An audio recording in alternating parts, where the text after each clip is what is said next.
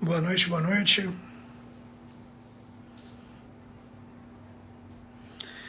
Boa noite, pessoal. Danúbia, Patrícia. Boa noite, pessoal. Tudo bem? Carol, Camila.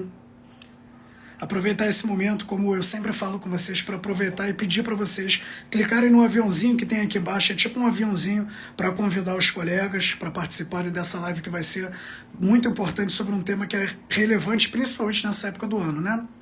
Vocês estão me ouvindo bem? Isso eu preciso sempre de um feedback. Sempre eu gosto de um feedback. Vocês estão conseguindo me escutar bem?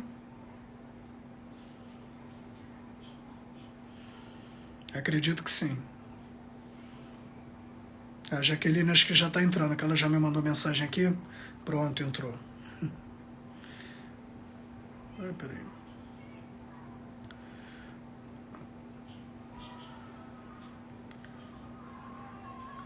Convidar para participar.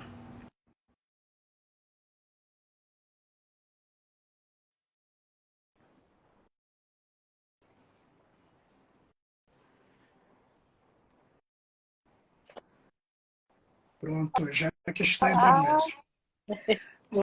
Olá, boa noite, Jaque, tudo bem? boa noite, tudo bem? Já tinha um tempinho que a gente não fazia live, obrigado, até aproveitar Verdade. para agradecer. Aproveitar para agradecer por aceitar o convite para a gente falar sobre esse tema tão relevante, como eu estava falando, principalmente nessa época do ano, né? Que acaba sendo um tema que se torna recorrente. Eu até conversei hoje com uma colega de trabalho, ela falou sobre como seria importante justamente a gente estar falando sobre isso. Para quem ainda não se ligou, semana que vem é Natal. Então, Sim, esse é um momento, claro que não é o único período do ano, mas é um momento que é muito delicado para muitas pessoas e a gente vai conversar um pouquinho hoje sobre o porquê disso, se tem uma maneira de lidar para isso, se é normal, se não é, se é algo para a gente ficar preocupado, como a gente sempre gosta de conversar. Então, vou pedir, como eu sempre peço, para você se apresentar rapidinho, já que sempre tem alguém que não conhece a gente. Então, se puder se apresentar rapidinho. estão me ouvindo bem? Sim, eu tô Tá, vendo. tá. Eu sou Jaqueline, eu sou psicóloga, eu sou formada pela Universidade Federal Fluminense de Niterói. Minha formação depois disso foi toda em oncologia, então eu tenho residência pelo INCA e eu também fiz a formação de cuidados paliativos oncológicos, no INCA também. E atualmente faço mestrado em bioética e de saúde coletiva. E para além, né, do trabalho dentro da própria oncologia, onde a gente acaba entrando muito em contato com a questão do luto por vários motivos, que depois a gente pode até comentar, também é um público que eu atendo muito na clínica, em consultório. Então, é um tema que eu já venho acompanhando e estudando há alguns anos, é uma coisa que me interessa muito também.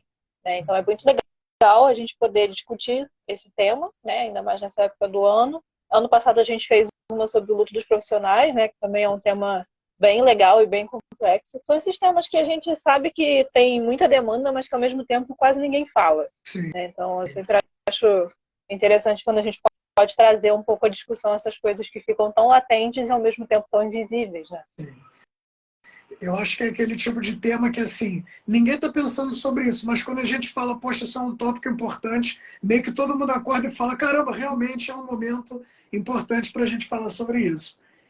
Então, eu te pedi primeiro, já que para resumir rapidamente, a gente vai conversando, isso aqui é um bate-papo, né, uma coisa bem tranquila, sobre o que é a questão do luto e até se puder já contextualizar por que é importante que a gente fale sobre isso nesse momento. Uhum. Primeiro, a gente precisa entender que quando a gente está falando de luto, a gente está falando da relação do ser humano com as perdas. E aí, não necessariamente, a gente vai resumir luto a perda por morte, apesar de esse ser, muitas vezes, o nosso foco principal. Mas existem outros tipos de perda que são tão significativas quanto uma perda por morte. O final de um casamento, a separação dos pais, enfim.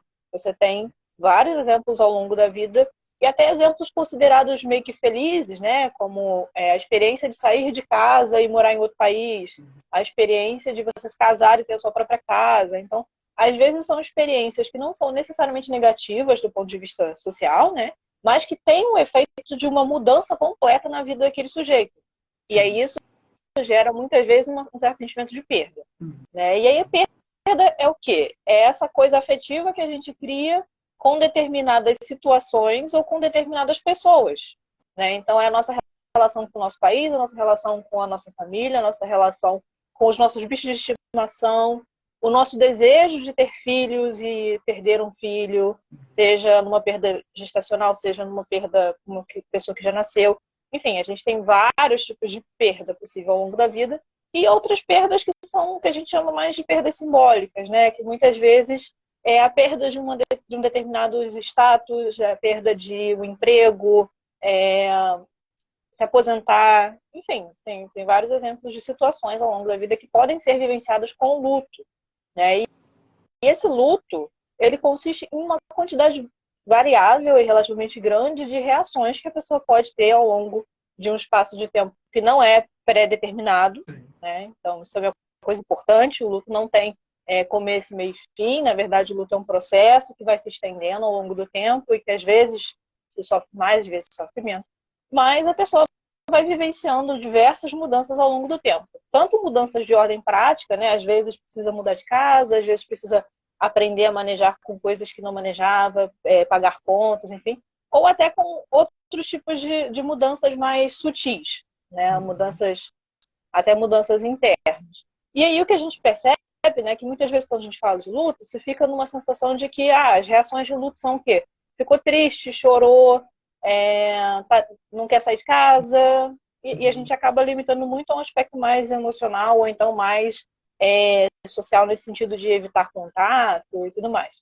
Quando, na verdade, hoje a gente já sabe que o luto afeta todas as nossas dimensões. Afeta a nossa dimensão emocional, claro, né? Você tem tristeza, mas você não tem só tristeza. Às vezes você tem raiva, às vezes você tem até um pouco de, não alegria, mas uma sensação de que você está ficando satisfeito consigo mesmo por ter passado por aquilo de determinada forma, né? Quando a gente acompanha alguém com uma doença crônica, isso acaba acontecendo. Você se sentir satisfeito por ter cuidado daquela pessoa. Você não fica feliz porque fez aquilo, mas você também não se sente mal porque viveu aquilo. Uma Às vezes coisa não meio fica dúbia, né? meio ambíguo, né? Tem isso também, essa ambiguidade de sentimentos também aparece muito, né? E também tem dimensão cognitiva, às vezes a gente não se atenta, mas tem pessoas enlutadas que têm alterações de memória, de atenção, outras alterações relacionadas à insônia, né? Dificuldade de dormir, ou então sono excessivo, enfim, são algumas das alterações que tem nessa dimensão social, tanto de não querer contato com ninguém, ou às vezes de ter contato excessivamente, de precisar de muito apoio, porque não consegue resolver e se manter sozinho durante um certo tempo, né? E também, não esquecendo a dimensão espiritual, né? Que para muitas pessoas isso se torna uma questão, né? Para algumas pessoas a religião ou a fé, ou a crença que ela tem, ou a espiritualidade que ela vive, vai ser o grande gancho para ela se recuperar de certa forma. Para outras pessoas vai acontecer o contrário, né? Ela vai perder a fé, ela vai ter críticas ou dúvidas daquela crença que ela tinha. Então a gente vê que é um processo bem complexo, né? Ele vai abarcar a vida do sujeito como um todo, né? E uma das coisas que é muito importante para a gente entender, né, com relação ao luto, é que a gente tem que partir muitas vezes do pressuposto de que as coisas não voltam ao que eram antes. E esse talvez seja o processo mais difícil, porque a nossa vontade, o nosso desejo era de voltar ao que era antes. Era de que aquela pessoa que partiu retornasse, né? Ou então que aquela coisa que se desfez retornasse. E aí, justamente, para o enlutado, isso é uma coisa difícil de assimilar e que precisa de um tempo, e é um tempo muitas vezes individual, dependendo da pessoa, da perda, do que aconteceu, né? Mas também para quem está em volta, né? Então, a gente precisa entender que não adianta cobrar certas coisas ou então exigir certas coisas, porque cada pessoa vai acabar precisando de um tempo e de um espaço para poder se desenvolver nesse processo, né? E é um processo com idas e vindas, que a gente vai precisando se reorganizar, precisando se reinventar muitas vezes, né? E cada um vai desenvolvendo um pouco isso. Sim. Eu, inclusive, acho interessante até traçar o paralelo. É claro que não é a mesma coisa, mas muitas pessoas fazem a confusão, a mesma coisa, a mesma confusão entre a pessoa que tem depressão e a pessoa que está chateada. A pessoa que está passando pelo luto, ela está passando por um processo que é extremamente complexo. São várias coisas acontecendo ao mesmo tempo. ela não está só chateadinha, ela não está magoada. Tem um monte de coisa, e isso eu acho importante, até como você pontuou, que isso é muito individual. Eu me lembro sempre de um autor, que ironicamente eu não me lembro qual é o autor, mas eu sempre trago essa definição, que ele coloca que qualquer situação em que você precisa reorganizar a sua vida, já meio que entra nesse cenário de luto. Então, assim, um processo que talvez para você, eu até olho e falo, poxa, que coisa boba, isso daí não é algo que me movimentaria muito, mas para você é algo que, poxa, eu vou precisar me reorganizar completamente a partir desse momento. Então é uma coisa que a gente já precisa ter também um olhar um pouco mais atencioso, um pouco mais aberto até para esse tipo de situação. E isso é uma coisa que a gente vê muito, por exemplo, até já fazendo link com o tema dessa live, com alguns eventos específicos, com algumas datas comemorativas, justamente como a gente está falando. Então, por exemplo, sempre que vem o Natal, eu fico chateado porque eu me lembro do meu avô, e meu avô gostava muito do Natal.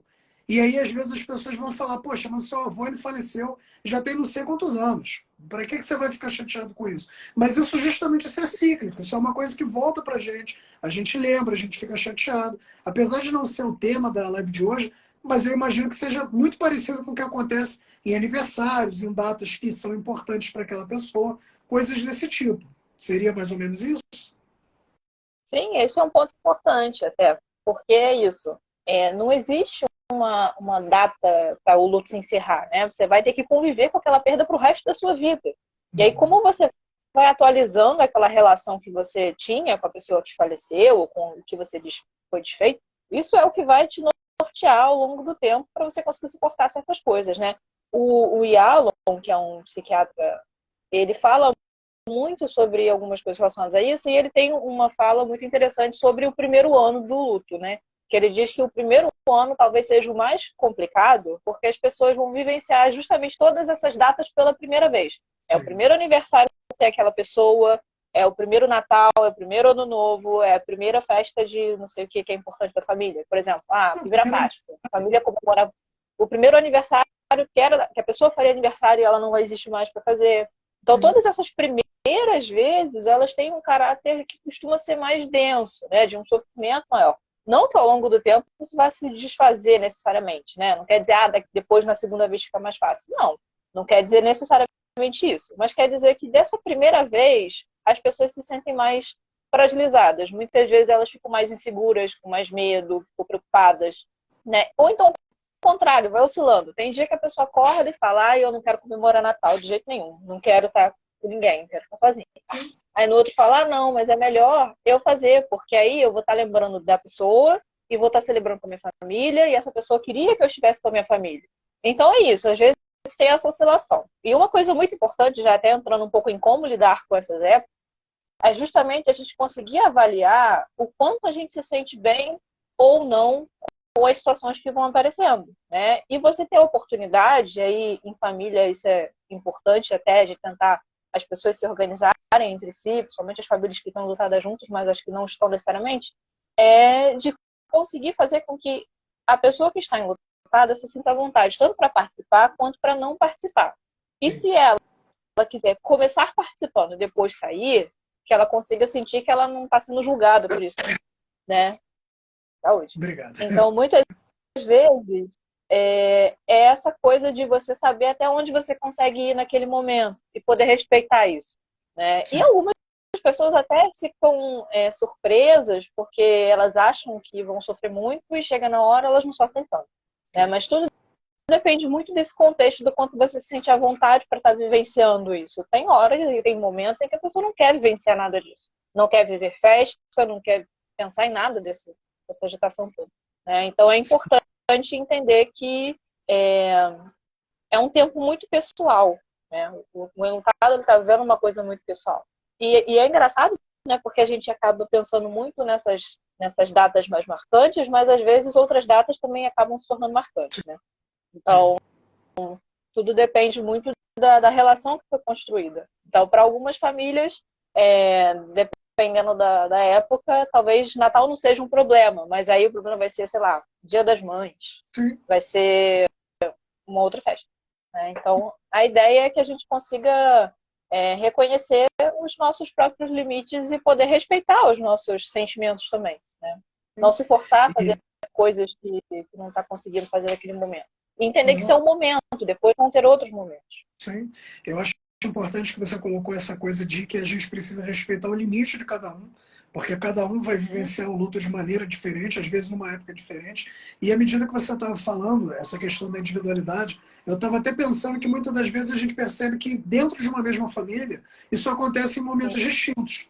Às vezes uma pessoa vai ficar mais, vai sentir mais, por exemplo, no Dia das Mães, outra vai, o Dia das Mães tudo bem, até que passou tranquilo, mas no aniversário da pessoa eu fico chateado. Outras pessoas vão sentir aquilo no aniversário da própria pessoa. Poxa, hoje meu familiar não está aqui para me dar parabéns, e a gente tinha um ritual, que era uma coisa que a gente estava até comentando sobre hoje mais cedo.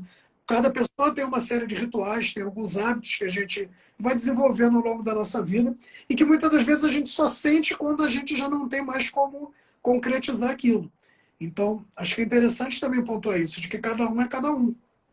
E, Sim, e, muitas né? das, e muitas das vezes, eu acho que até entrando nessa questão do tempo, a gente tenta colocar todo mundo no mesmo bolo. De que, você ficou deprimido por uma semana, então já tá bom. Agora, a vida que segue, e a gente percebe muito, aí eu vou até puxar um pouco mais a sardinha para o meu lado, a gente percebe muito isso quando a gente fala sobre o cuidado dos idosos. Porque a gente entende que existe toda uma construção social. A gente entende que, poxa, uma pessoa que ela tem mais idade, ela provavelmente ela já está mais próximo do tempo natural de óbito dela do que uma pessoa jovem. A gente, de uma maneira meio social, a gente entende isso. O que não quer dizer que, por exemplo, se eu tenho um familiar de 103 anos e ele vai a óbito, eu no dia seguinte vou falar, tudo bem, gente, isso daí era uma coisa esperada, ninguém tá preocupado com isso, ninguém está chateado. Não é assim que funciona, não é uma questão matemática. Então as pessoas Sim, sentem isso de maneiras diferentes e impactos diferentes, entendeu? sim, até o vínculo, né? Você falou dessa história, eu lembrei de um caso que era justamente isso, uma idosa de cento e poucos anos faleceu. E quem sofreu mais foi a cuidadora, né? A cuidadora formal, contratada para cuidar dela, cuidava dela há uns 10 ou 15 anos já. Então elas eram quase que uma Sim, família, né? Digamos assim. E ela se sentia como parte da família, ela ficou em desespero quando a idosa morreu. Então a gente vê o quanto esse vínculo, ele não é só um vínculo de sangue também, né? Às vezes, e isso é um ponto importante. Lembrando, importante porque você falou daqueles lutos que as pessoas às vezes não reconhecem, né? Que a gente hoje em dia já considera luto não reconhecido mesmo como um termo. Existem relações afetivas que não têm valorização social, digamos assim, para viver o luto, né? Às vezes a perda de amigos, a perda de irmãos também tem alguns menos, que é como se fosse menos do que outras perdas. Primos, tios, enfim, às vezes você tem mais proximidade com essas pessoas do que com pessoas sanguineamente próximas a você, só que sim, socialmente isso não te dá o direito de ficar triste mais do que 2 semanas, porque as pessoas acham que você tem sim. que ficar bem rápido, né? Meu irmão A já me nossa pegou de surpresa. sociedade não tem muita paciência com isso. Que eu falei que a dos irmãos me pegou de surpresa, porque essa eu imaginava que as pessoas ainda considerassem, tem um termo para isso, mas como se fosse de primeira grandeza, digamos assim. Sim, Então, até só que eu já acompanhei alguns casos em que justamente isso vai até certo ponto. Não é a mesma coisa que a perda dos pais ou que a perda de filhos, né? Que uhum, causa uma comoção social maior. A perda dos irmãos é uma coisa assim, tá, eu entendi que você tá triste, mas já deu. Não é, precisa ficar tanto tempo triste, né? Que é é, uma das grandes questões com relação ao luto, né? Hoje em dia o que a gente considera o luto como uma coisa que a gente fala de luto prolongado, né? Porque justamente não é mais a ideia de que o luto é uma doença, como já foi muito tempo atrás. Né? Que você tinha um tempo para durar e você tinha que fazer um tratamento X para se curar. Hoje em não, dia a gente trata o luto como uma coisa que pode desenvolver algumas complicações, sim, mas essas complicações costumam ter tratamento, né? E elas são acompanhadas. E muitas vezes a gente, né, da psicologia e da psiquiatria, enquanto profissional de saúde mental, vai acompanhar esses pacientes justamente nesses casos que são mais difíceis, digamos assim, uhum, né? Nem todo enlutado vai precisar passar por terapia. Isso é uma informação importante também, né? Às vezes as pessoas acham que necessariamente tem que ter. Não, dependendo da quantidade de recursos que você tem em volta de você, se você tem apoio da família, apoio social, se você tem alguma coisa que te dê algum outro tipo de suporte, pode ser uma crença, pode ser uma atividade, pode ser, enfim, coisas que deem sentido à sua vida e que te ajudem a viver essa dificuldade, esse momento, muitas pessoas conseguem ultrapassar os processos de luto de forma não tranquila, mas de uma forma que ela consegue em algum momento se sentir recuperando a própria vida e seguir em frente, né? Indo, mesmo que ainda sinta tristeza.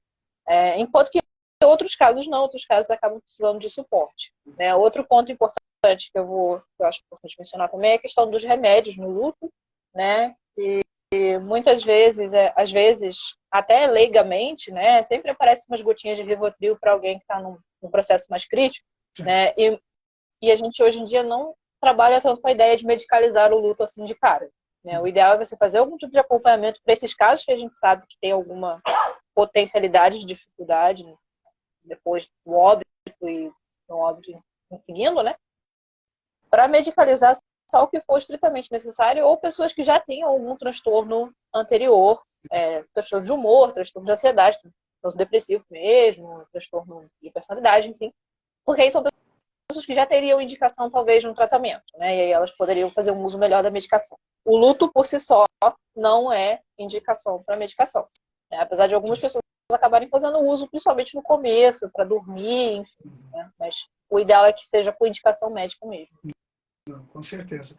Eu acho interessante porque aí já dá para puxar uma das coisas que a gente até já conversou, tem uma aula sobre isso no curso de cuidados de final de vida, porque na maioria das vezes é um profissional de psicologia que vai detectar justamente esse cenário de que o paciente, no caso, o familiar, né, a Familiar. pessoa enlutada, ela já vai Uhum. passar por um sofrimento muito grande. Então, muitas das Sim. vezes a gente já consegue detectar isso. E eu acho importante até falar que como o luto é um processo natural, que é até o que a gente está conversando, isso também não fica. É claro que o manejo vai ser mais do profissional de saúde mental. Mas eu sempre falo isso também, que o manejo é, de certa maneira, interdisciplinar. Então eu não posso ter uma pessoa que eu estou vendo que ela está em franco desespero, está num processo de luto complicadíssimo, e eu levanto duas coisas e vou embora. Eu não posso fazer isso.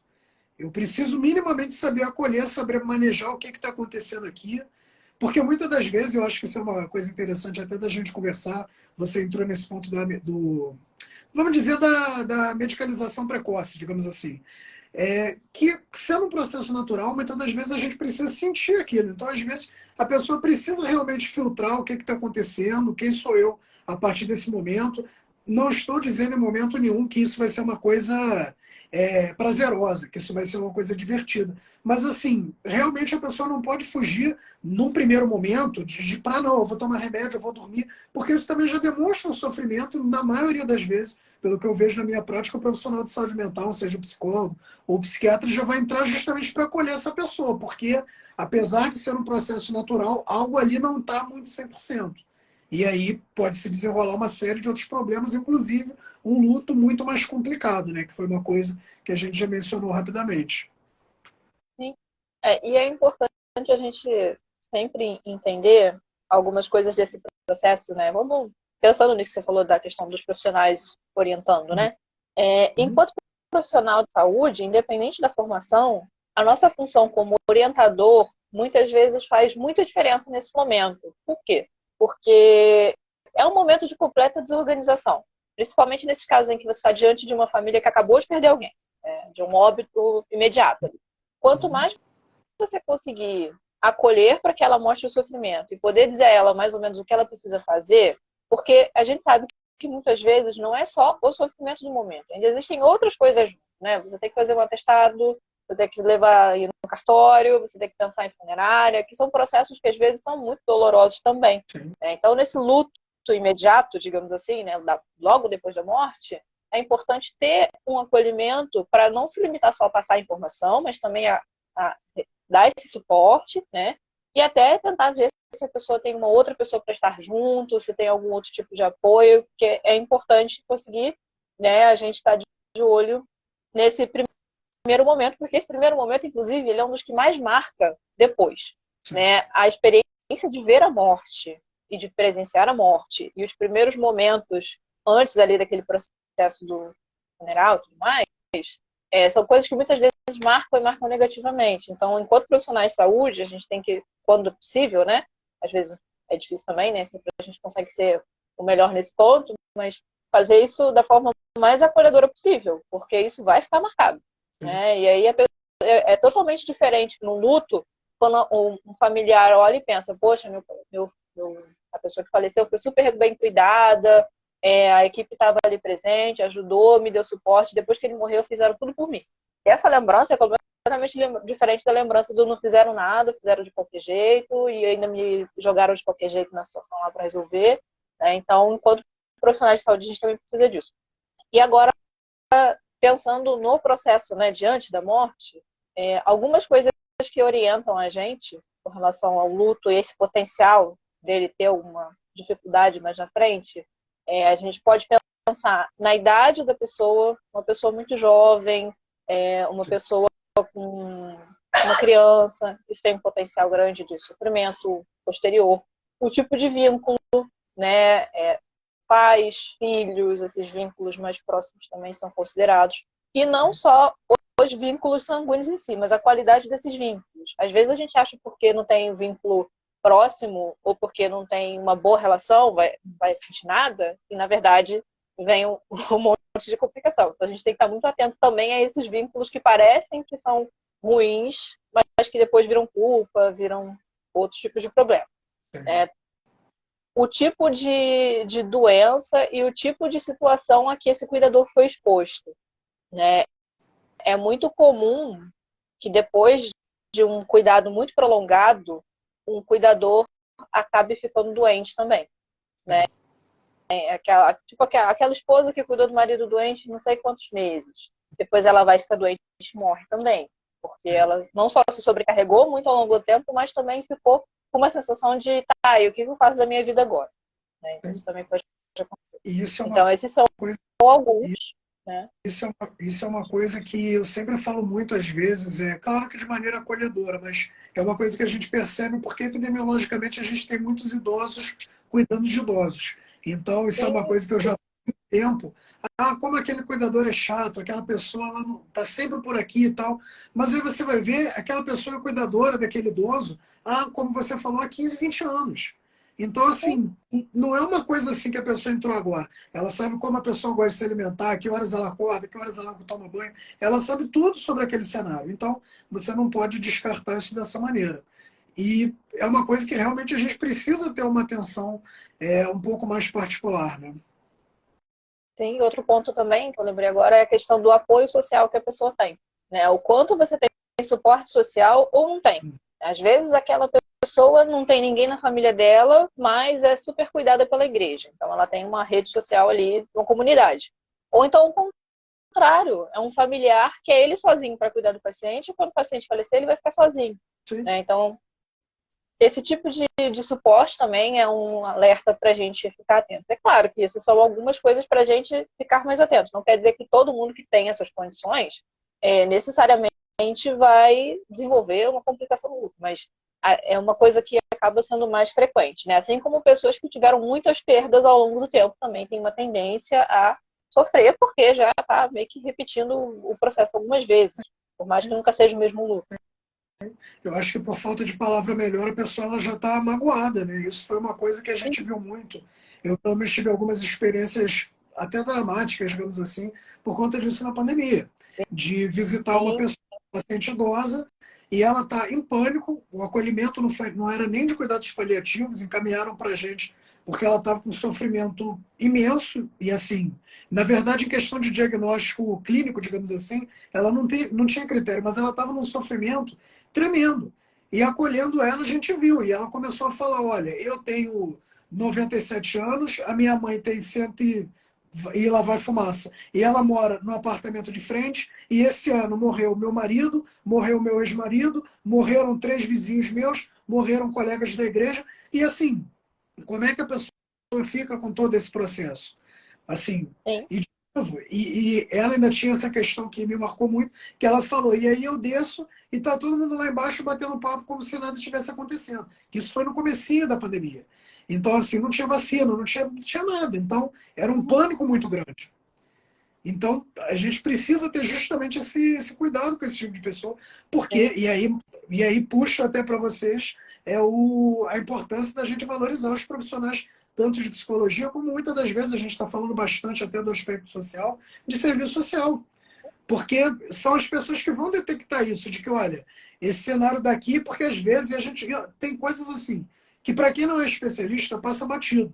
Então eu Uhum. posso muitas vezes estar acolhendo uma família e falar, ah, vai ficar tudo bem. E quem nunca ouviu, quem não trabalha com cuidados paliativos e nunca ouviu a famosa frase, já conversei com a família. E aí Sim. você chega e fala, não, então já conversou, então tá tudo bem. E na verdade não tá nada bem. Nada está elaborado, nada está conversado. A família está a ponto de explodir. Então, assim, a gente precisa, mais uma vez, valorizar esses profissionais.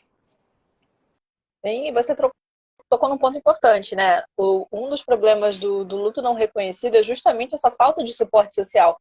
E muitas vezes é pior do que só não ter suporte, é ser julgado, né? Ou então ser, como é que se diz, minimizado no seu sofrimento, né? Então, durante a pandemia, isso aconteceu com alguma frequência. Eu tive alguns casos, inclusive, disso, né? Das pessoas se sentirem mal porque elas acharam que ia ter apoio da própria família até, e não teve, porque falaram, ah, não, isso não é assim, isso é exagero, isso é mentira, não sei o quê.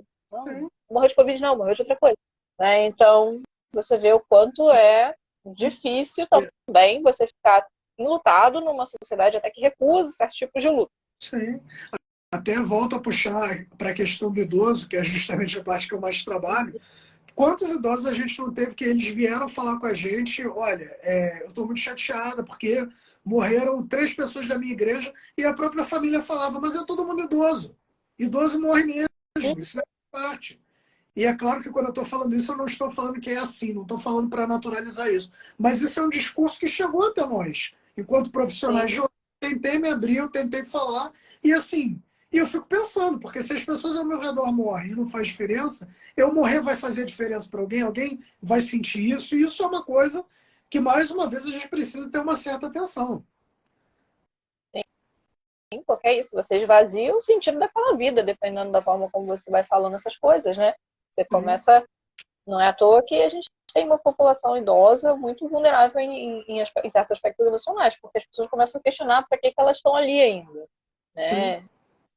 Assim como teve gente que fez diretivas dizendo que se fosse para escolher entre ele e uma pessoa mais jovem, que era para dar o aparelho respiratório para a pessoa mais jovem, sim, né? Só que ainda assim, né? O quanto é delicado você colocar a pessoa para se sentir nesta posição, sim. né? De que ela é descartável, digamos assim, Sim, mais uma né? vez Não a gente deixa de ser. na discussão de delegar decisões que são muito duras de serem tomadas muitas das vezes por profissionais que entendem tudo que está sendo discutido, que dirá para a pessoa leiga. É muito complicado. E aí, de novo, quando eu estou falando isso, algumas pessoas às vezes perguntam, mas não é querendo ser paternalista, a pessoa não sabe nada que está sendo falado para ela. Mas é muito complicado na hora que a pessoa está com falta de ar, você falar, e aí? Você quer o respirador ou posso passar para outra pessoa? Então, assim, não é uma coisa. É diferente da gente estar conversando agora. Vamos todos nós pensar nas nossas diretivas, o que, que a gente acha interessante, o que não é, é bem diferente. E isso com o luto também é importante, né? Principalmente quando a gente pensa em adoecimento, né? Que a gente acaba trabalhando muito com essa população. As pessoas têm algum tipo de doença crônica ou já tem algum tipo de doença que tem uma potencialidade de finitude iminente.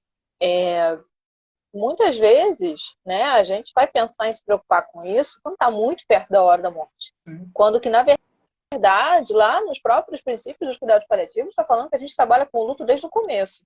Tanto com sim, o paciente, porque o paciente também se luta com as perdas que ele vive ao longo do tempo, né? E com a perda a possibilidade da perda da própria vida também é um tipo de luto. E a própria família, né? As pessoas estão, a cada vez que você vai numa consulta com um familiar, que você ouve uma má notícia, você está lidando com uma perda. Às sim. vezes é a perda da funcionalidade, às vezes é a perda de alguma outra característica, enfim, as pessoas vão vivenciando isso ao longo do tempo. Aí você vai esperar o paciente estar nos últimos 10 minutos dele para você discutir luto com aquela família, ou pensar em estratégias para como essa família vai lidar com esse lutaria naquela hora já. É claro, quando a gente está diante da morte, a gente não tem como é que se diz? Por mais que a gente se prepare, a gente não consegue antever o que acontece, né? Também não tem essa fantasia de que a gente vai controlar o momento da morte. Mas também não dá para deixar tudo correr solto e na hora que acontecer alguma coisa, aconteceu. Não, justamente. Né? Senão depois a gente tem consequências muito piores. Eu acho que é aquela coisa, aquela famosa analogia. Não dá para a gente deixar ver um acidente de carro acontecer e ficar olhando e falar, caramba, vai bater, hein? Vai dar problema isso aí. Assim, É, certas coisas, nem a gente vai conseguir fazer isso. Mas às uhum, vezes quando a gente detecta que, poxa, vai ser uma situação mais complexa, e eu acho que todos nós já passamos por algum caso do tipo, de ver uma família que assim é extremamente dependente, não estou dizendo só financeiramente, mas é extremamente dependente de de uma determinada pessoa que é paciente, que está se aproximando do final de vida, e aí todo mundo já está naquela ansiedade, naquele pânico, muitas das vezes falando, citando falas que são perigosas, que aí eu acho que a equipe de psicologia até dispara o alerta, quando ele morrer eu vou também, se acontecer alguma coisa com ele, eu não sei nem o que eu faço da minha vida. Então são assim, coisas que a gente precisa ter uma certa atenção para acolher de maneira mais adequada, né? sim. E aí, entrando até numa das coisas que a gente pode falar hoje, que acho que é interessante, que as pessoas vão lidar com alguma perda esse ano, que é a questão da possibilidade dos rituais, né? E aí, quando a gente fala em ritual, a gente está pensando em qualquer coisa que a gente possa fazer para poder lidar com esse momento, né? E aí existem várias formas de fazer isso hoje em dia, né? Desde formas que são de fato religiosas, ritualísticas, né? De celebrar uma missa, fazer um culto, enfim, várias formas dentro das várias religiões, mas também formas mais, às vezes mais íntimas, né? Coisas mais pessoais, como fazer uma oração ou fazer algum processo mais internalizado, ou até mesmo coisas mais artísticas ou lúdicas, ou enfim, né? Mais representativas nesse sentido. E aí a Sim. gente tem tanto escrever, né? E aí hoje em dia a gente tem a internet, então as pessoas fazem memoriais na internet, Sim. então ou então recupera o perfil da pessoa, escreve alguma homenagem, enfim. Ou no Sim. próprio perfil escreve uma homenagem, isso é uma coisa que hoje em dia já está bem comum, né? Como forma de homenagear a pessoa. Que a ideia do ritual é justamente essa, né? É você conseguir trazer um pouco daquela pessoa, daquela figura de volta e poder dizer o que você sente, como você se sente, o que, que você acha que ela gostaria que você fizesse. Né? Às vezes é usar uma roupa, fazer uma decoração específica, montar uma árvore de Natal, porque a pessoa gostava do Natal. Enfim, Sim. você tem vários tipos, né, de rituais. Isso é tem muita relação com o que você viveu com aquela pessoa, né, até para poder atualizar esse sentimento.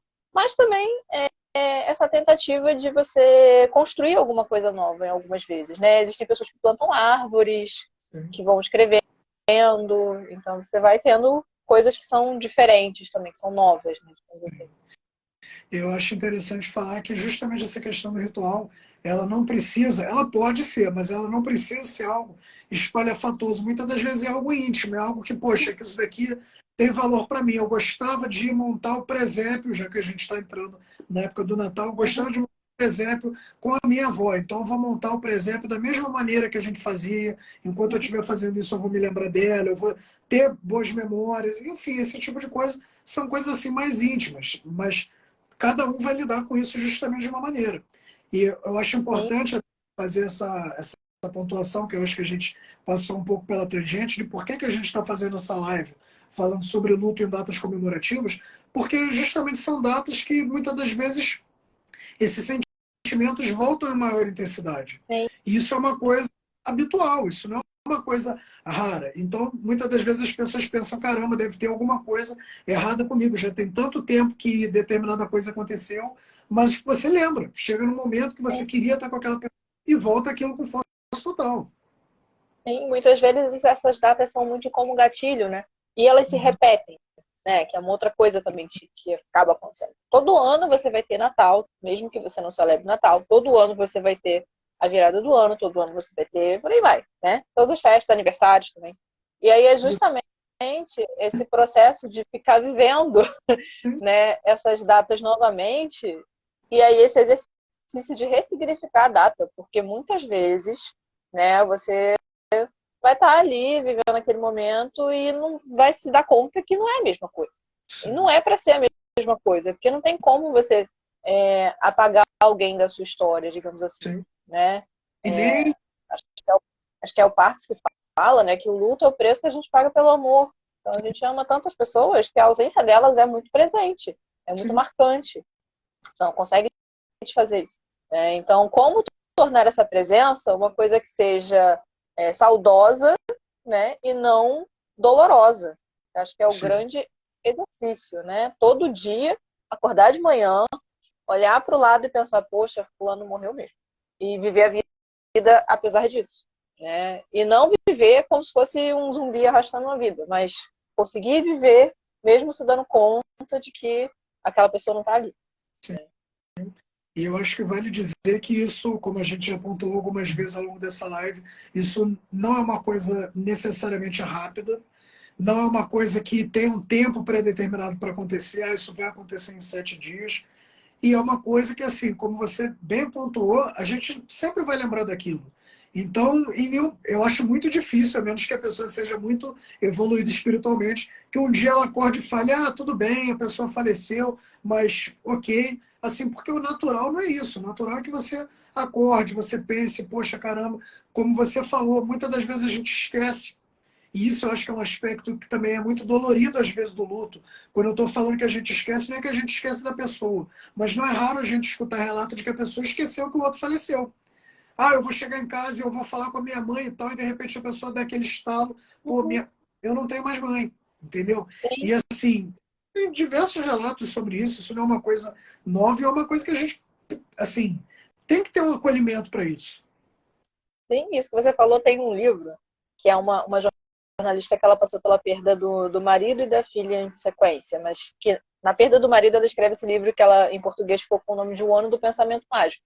E aí ela passou justamente o primeiro ano do luto pelo marido, que morreu de um infarto, uma coisa meio que fulminante, foi muito rápido, então de uma hora para outra ela ficou viúva, e para ela foi muito difícil viver isso. E desse livro, uma das coisas que ela descreve é essa sensação de que no primeiro ano ela tinha certeza, de uma certa forma, não racional só, né, que ele voltaria em algum momento. Então, por exemplo, ela nunca se desfez de certos sapatos que ele usava porque ele poderia voltar e usar porque ele estava viajando. Então, às vezes ela tinha umas fantasias assim. E essas fantasias são muito engraçadas, né, na experiência do luto, porque às vezes você se pega tendo elas, mesmo você cognitivamente sabendo que a pessoa faleceu. Né? Depois que a minha avó morreu esse ano, eu fiquei, mais de uma vez eu me peguei pensando, ah, o que será que minha avó está fazendo agora? Assim. E aí depois eu falei, não, nada, né? Pô, vários meses depois ela ter morrido. Então é isso, assim, às vezes a gente ainda fica um tempo com essa impressão de que o outro vai retornar, Sim, né? E é super comum essa comparação com viagem, com férias, com, não sei, assim, com essa sensação de que é uma separação temporária, sim, né? Porque a nossa experiência de distanciamento daquela pessoa muitas vezes é assim, é temporária, né? É sim. como uma viagem, é como a pessoa ir para trabalhar, é como a pessoa ir, enfim, ir fazer uma outra coisa em outro lugar, né? Então Sim. E, é uma sensação muito engraçada, porque me falta palavra para dizer, porque ela não é engraçada. sim, Mas é como se você não tivesse caído a ficha, digamos assim, né, sim, daquilo. sim. Não, E e isso eu acho importante. acontece. É, não, acontece. Eu me lembro, inclusive, eu estava assistindo uma live do Casimiro, porque agora eu faço isso, e ele estava falando, para você ver como essas coisas perseguem a gente, né?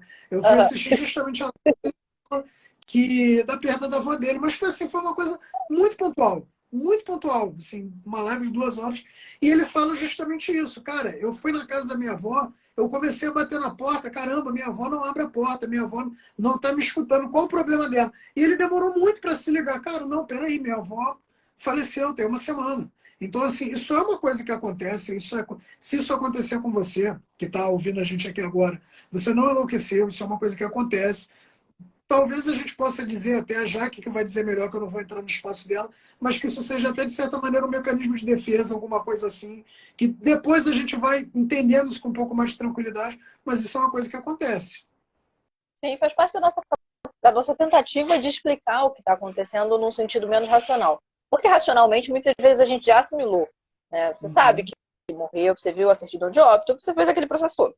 Mas tem uma distância disso a vivenciar essa perda com constância, né? E acho que é isso que é difícil no cotidiano, porque você está sempre que atualizando aquilo ali todo.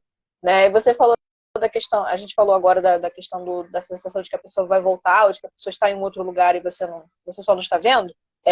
Eu me lembrei também de uma que é muito comum, principalmente com pessoas que tiveram muita convivência, que é a de escutar voz e às vezes até de ver de relance. É diferente de alucinação, é uma coisa mais pontual. A própria pessoa consegue olhar, a pessoa olha de novo e sabe que ela estava, que era coisa da imaginação. Né? É igual aquele efeito que a gente acaba vendo também quando a pessoa acaba de morrer e você fica com a impressão de que ela ainda está respirando. Né?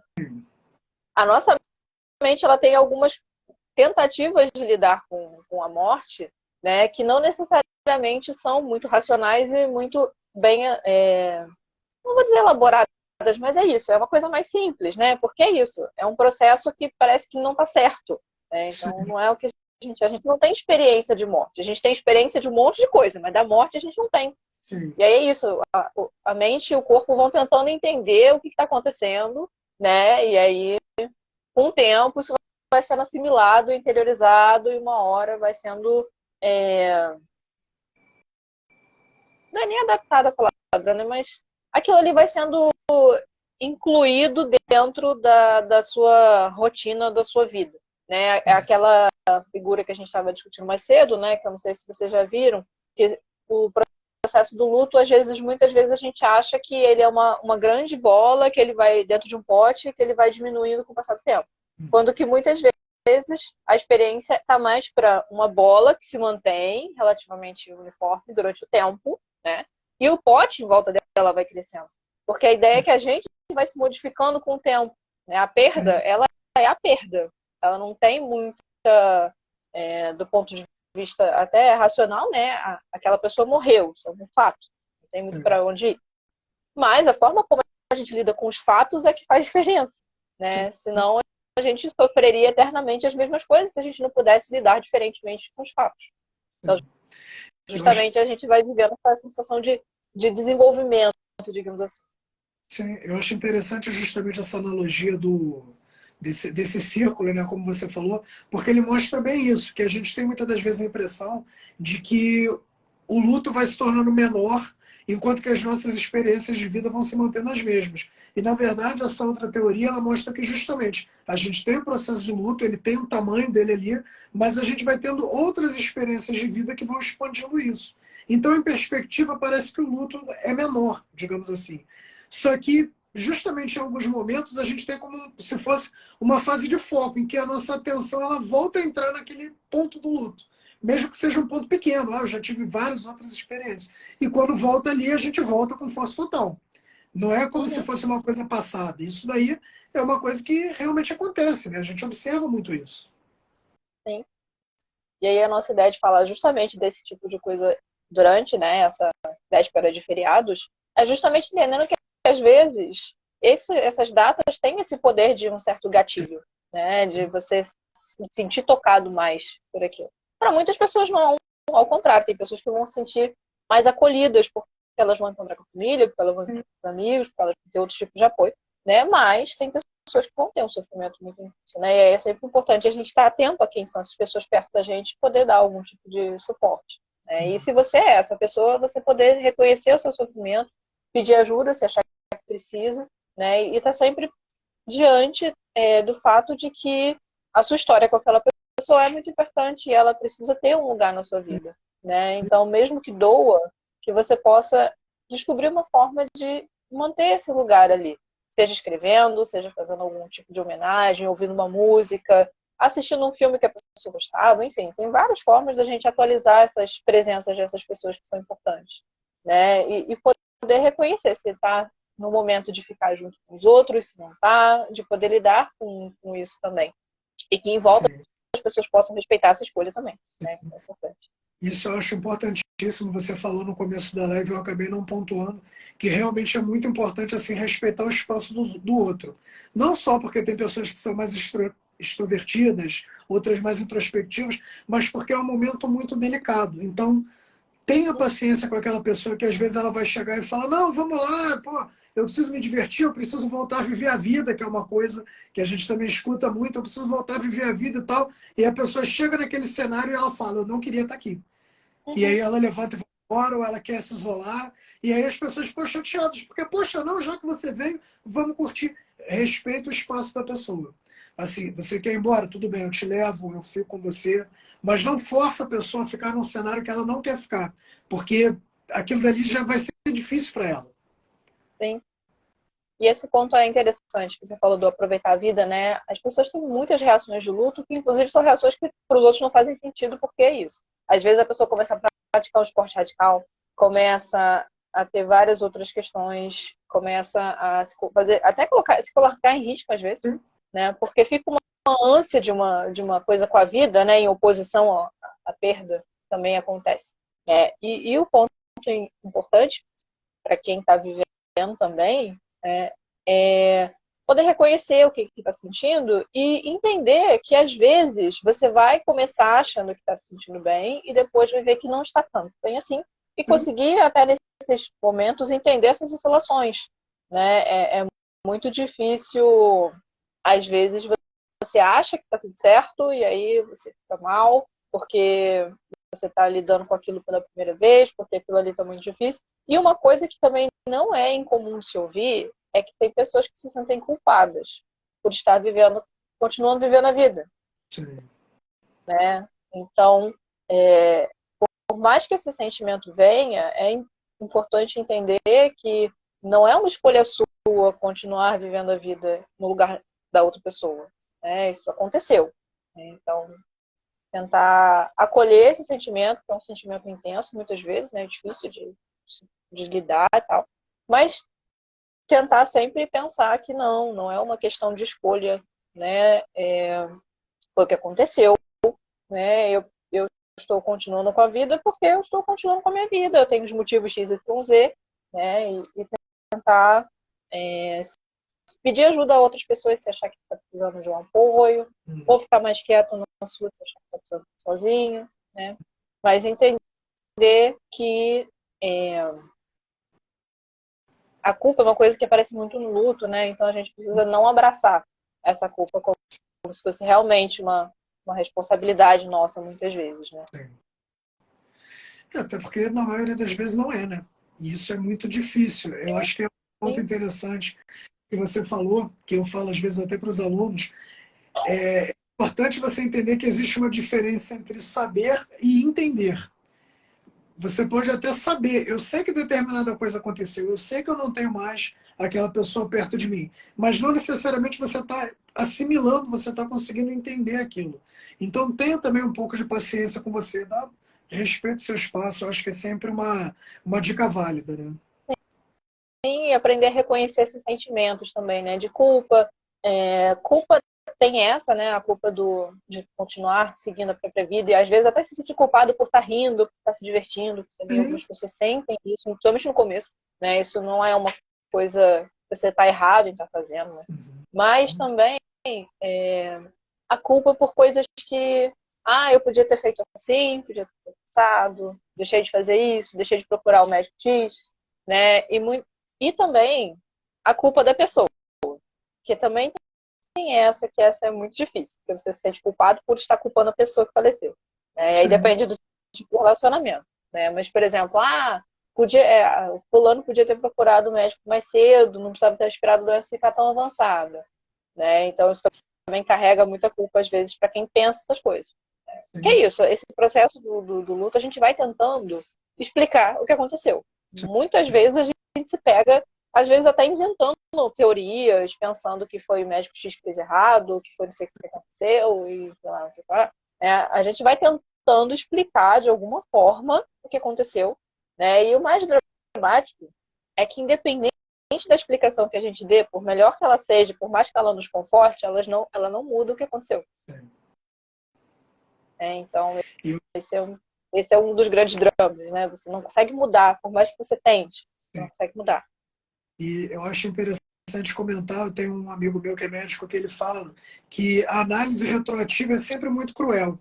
Então, Sim, isso sabe o desfecho. entendeu? Exatamente, você já sabe o desfecho. Ele até brinca comigo. Por isso que o último médico que entra no cenário sempre é o melhor. Porque ele normalmente ele já tem um dossiê do que está acontecendo na situação, ele já sabe o que deu certo, o que deu errado, o que foi feito, então ele consegue olhar todo o cenário e falar, pô, é óbvio que é isso daqui.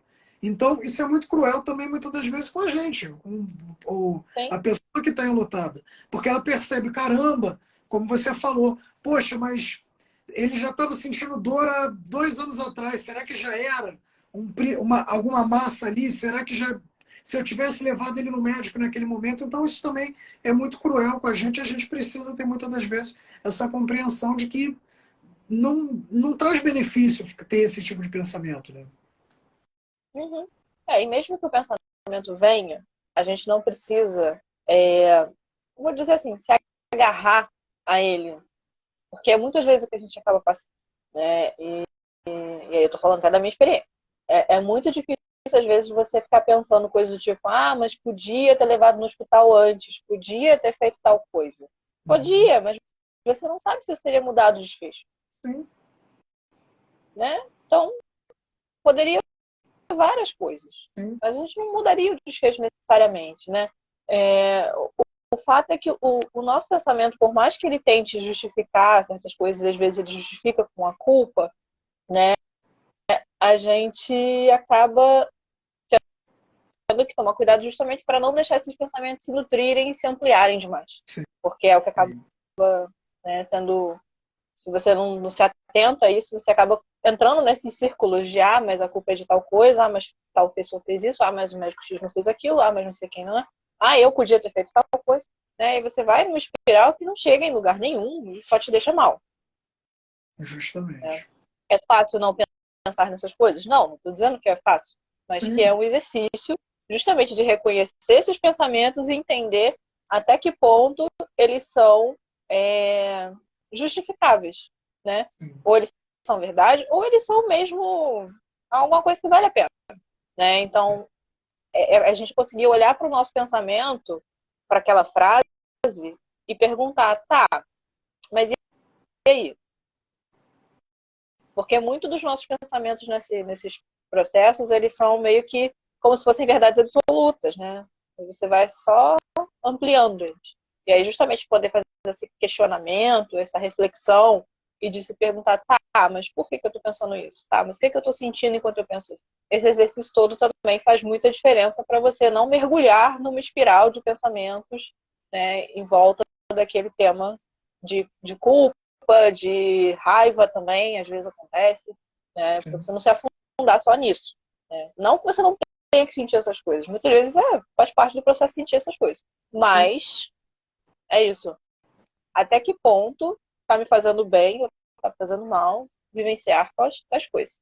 É muito sim, uma autoavaliação também. Né? com certeza. E isso também é difícil, né?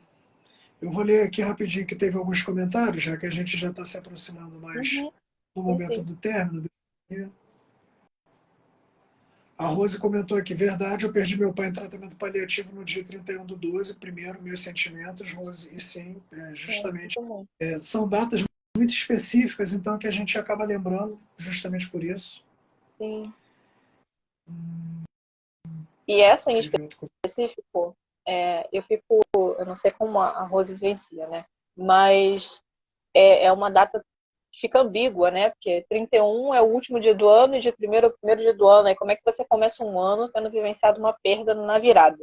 Né? Eu acho Sim, que acaba ficando muito simbólico também, digamos assim, né? Começar um sim, ano triste. Né? Eu não sei sim. como é que ela vivenciou isso depois, né? Mas eu espero que tenha conseguido suporte para poder lidar com isso, né? Porque Não, com é certeza. um processo delicado, ainda mais de pacientes que a gente já conhece. Sim. E se precisarem de suporte também, pessoal, procurem suporte. Eu acho que não precisa É, nem dizer que a gente defende esse tipo de coisa. Se você sentir que você não está bem, que você precisa de um acolhimento profissional, procure. Não tem problema nenhum com relação a isso. e é importante ressaltar que, às vezes, até no caso da terapia para luto em específico, não necessariamente é um processo de terapia extenso. Depende muito da sua situação. Né? Então, às vezes, as pessoas fazem terapia de luto por um determinado tempo só, porque é só realmente a questão do luto. Né? O luto é o problema, digamos assim. E aí aquilo ali se encerra, o psicólogo faz uma coisa com início, meio e fim, né? E aquilo ali se meio que se resolve, digamos assim. Né? Resolver não é a palavra, mas tá me faltando a palavra melhor. Aquilo ali se esgota. E aí, porque também algumas pessoas ficam com a impressão de que vão entrar num processo que não vai acabar nunca, né? Ou então, que terapia, não sei o quê. Mas não. Né? Ah, que bom que você pôs esse suporte, Rose. A Realmente Rosângela, é uma data que marca muito, né? sim. A Rosângela também comentou aqui: perdi minha mãe faz 3 meses e já imagino passar o Natal sem a presença dela.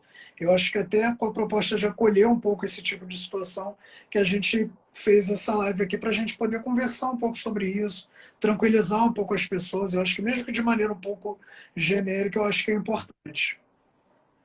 Sim. Eu espero que a gente tenha conseguido trazer alguma coisa que te ajude. Sim. A Tawane comentou aqui também: a culpa que fica é muito difícil de lidar realmente. E passei várias situações na cabeça, vários momentos em que poderia ter percebido algo de errado. Mas aí, de novo, eu acho que é justamente o que a gente falou nessa live: isso é muito cruel com a gente mesmo. E assim, isso a gente está falando do processo de luto, mas eu acredito que isso vale para praticamente todos os processos na nossa vida. Depois que determinado evento traumático já aconteceu, a gente consegue olhar em retrospecto e falar: poxa, eu não deveria ter feito tal coisa. Entendeu? Então, assim, a gente precisa também, eu acho que é um processo também da gente meio que se perdoar desse tipo de situação. Porque às vezes você não sabia. E aí tem um livro que eu gosto bastante que fala justamente isso. Você tem que partir do pressuposto de que você sempre faz o possível com o máximo de informações que você tem. Então não adianta olhar em retrospecto.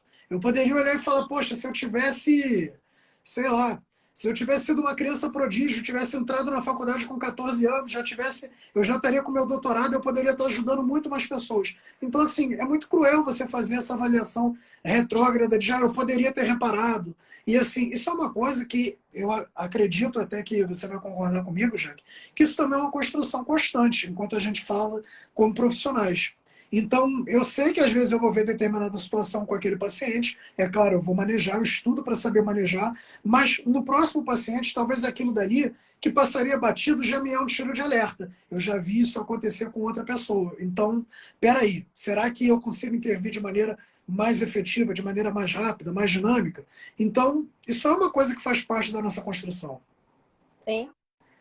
E mesmo, né, quando a gente imagina, que a gente espera, isso não torna a gente invulnerável para o que vai acontecer, né? Que eu acho que é um outro ponto importante. A Tawane é minha colega de escola, até. Um beijinho e tal. Depois, se você quiser conversar, até pode me procurar.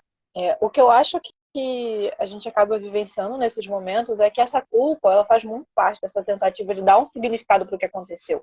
E Uhum. quanto mais abrupto é a perda, mais isso tende a aparecer. Né? Então, a gente sofre muito porque a gente fica tentando arrumar alguma coisa que justifique aquilo, porque parece que é uma coisa que é da ordem do absurdo. Tem que fazer esse. Né? O sofrimento do luto, ele é da ordem do absurdo até o momento em que as coisas começam a ficar um pouco mais elaboradas e reorganizadas ali. Mas é muito difícil. Durante muito tempo, você vai se debruçar sobre isso e vai lidar com isso de novo. E muitas vezes você vai achar que agora eu estou melhor, acabou. E aí vai tudo de novo. Né? Então é importante a gente respeitar esses ciclos também. A tendência, né, é que a gente faça uma espiral e não um círculo fechado.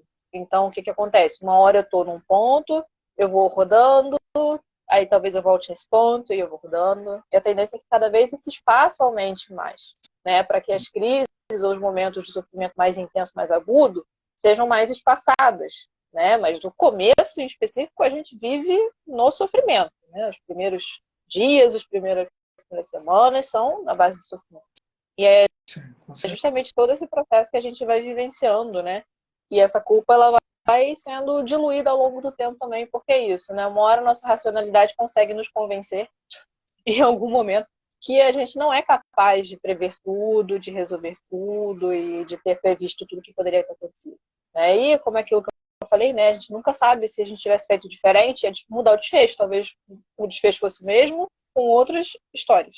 Sim. Então, né?